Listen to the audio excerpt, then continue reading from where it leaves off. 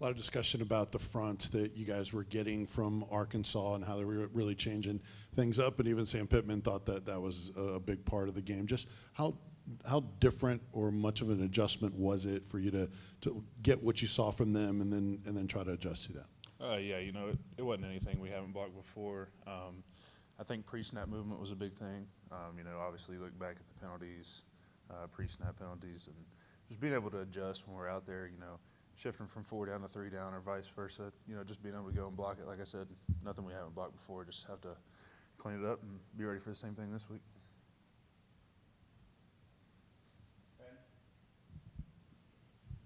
Dayne, what have you seen from the guys and the team overall, just getting back in the building, the response from Saturday night and trying to begin preparation on the right foot this week?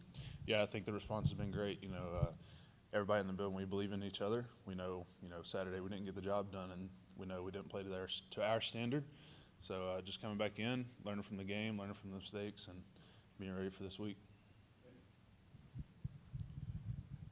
Dayne, you've been a part of it both ways when you guys have been a winning team and when you guys have lost like Saturday. Just how chaotic and difficult is it to try to get off the field when fans are rushing the field in those kind of situations? Yeah, it does get hard. Obviously, we have to play to a standard to not even put ourselves in that position. You can just imagine if 50,000 people hitting the field at once, it gets rough. But, just getting out of there as fast as we can, safe as we can. So. Dan, I know it's easy to say you got to flip the script, move on, and everything, but how difficult is that? Coming off a road trip, a tough loss, but a huge game here at home. How difficult is it to flip that script? Yeah, it's a tough pill to swallow, but you have to come in, watch the film. You can't soak on a loss, regardless of who it is. If you do that, it's going to carry into the next game, and that's the last thing you want. Obviously, you don't want the loss in the first place, but if you let it follow into the next week, it's just going to domino effect, for the weeks to come. And you got to come in, learn from the mistakes, drop it, and move on to the next one. Dayne, obviously Saturday night didn't go the way Lance or John wanted it to. What's been your message to them, or you all as an offensive line group trying to pick them up and build on what they've got going forward? Yeah, just like the whole thing I've been talking about. Just all of us up front learning from mistakes, watching the film, knowing what we can get better at, and being proactive this week to get our bodies back right. Fix all of our mistakes. Just really harping on this week, taking another step in our preparation and being ready for Florida this week.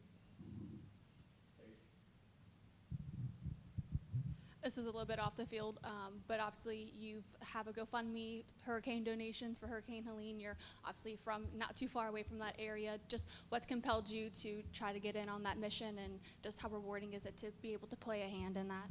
Yeah, so a little story I just want to say about that. Obviously, a lot came through my region back home. I was able to go yesterday back to Nava, Tennessee, just above Mountain City, which is probably a good 2 and 45 minutes. It's a good little drive. But we took about $4,000, $4,500 worth of groceries and other items that was needed to Elizabeth and Parks and Rec. And then one of my best friends I fish with a lot in the off season, his family owns sorry, it troubles me a little bit. His family owns a farm. They've lost 4 houses on that farm that were swept away by what was about a 6-foot wide creek, and just to see the videos and everything, we were able to drive up there yesterday, and you're just driving up the mountain and you look off the side of the road and there's a car wrapped around a tree. There's a house that's been completely ripped off its platform. And there's a lot of people up there that need help. It's just really sad to see what's come to the region. So just trying to use my platform to help those people back home. If there's people out there that's able to donate, there's people that really need it.